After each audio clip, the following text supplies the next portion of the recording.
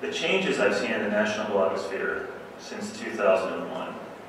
I think Ross hit on a lot of those. You see a lot of kind of group dynamic on the left-hand side of the blogosphere, where it's a lot of big group sites that are very politically active on a grassroots level, that are interested in lobbying politicians, basically foisting their agenda on softer politicians by basically threatening to hurt their political careers. This is the tactic and the tack that I see taken on the left all the time.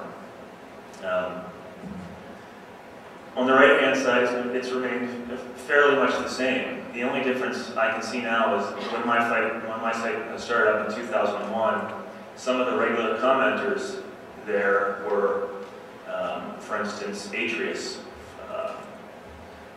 who's Duncan Black, pretty big left-wing site. Matthew Iglesias, another who now writes for American Prospect.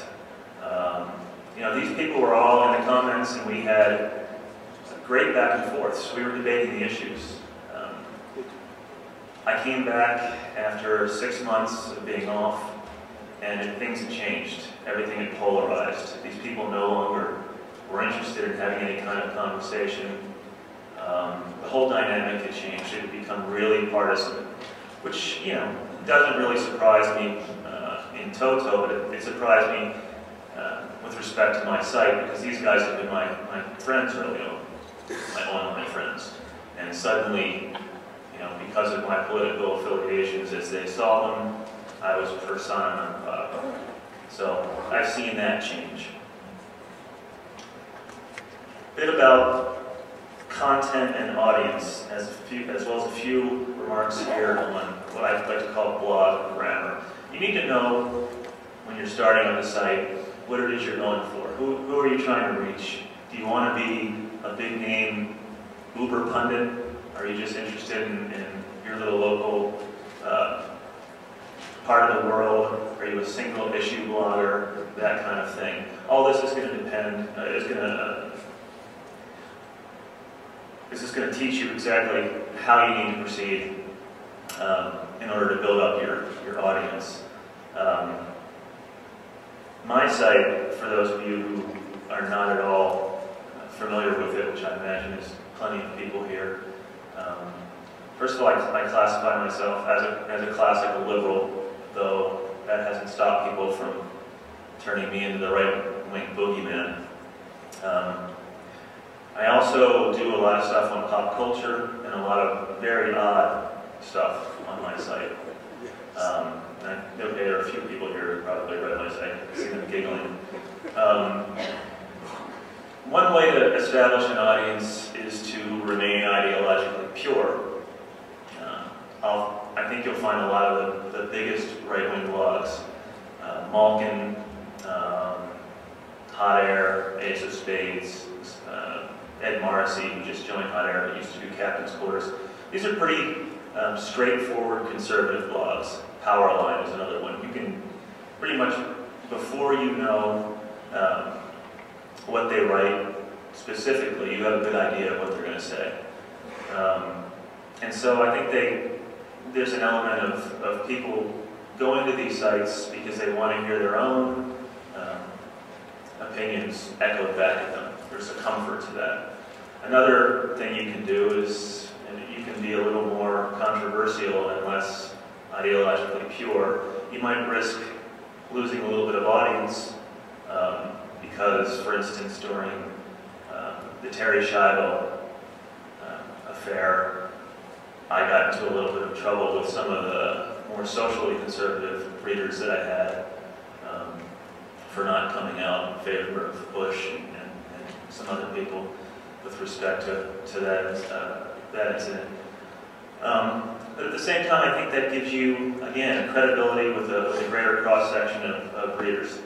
So this is going to, you have to really decide what you want to do and who you're going after, and think about your audience as you write. You can easily get sucked into, I don't want to say pandering, because I don't think it's all the time intentional, but gearing what you write towards what you think your readers would like to hear. I try to avoid that. Some people are more comfortable writing toward their audience, and so that's just something you need to consider. The final thing I like to talk about, and I brought this up in some emails to people, was blog grammar, which is a concept that I'm not sure people are familiar with. Again, if you've read my site at any point, there's a lot of weird things going on in between the regular run-of-the-mill punditry, and I don't bother to explain it. You kind of have to learn what's going on my site by reading it.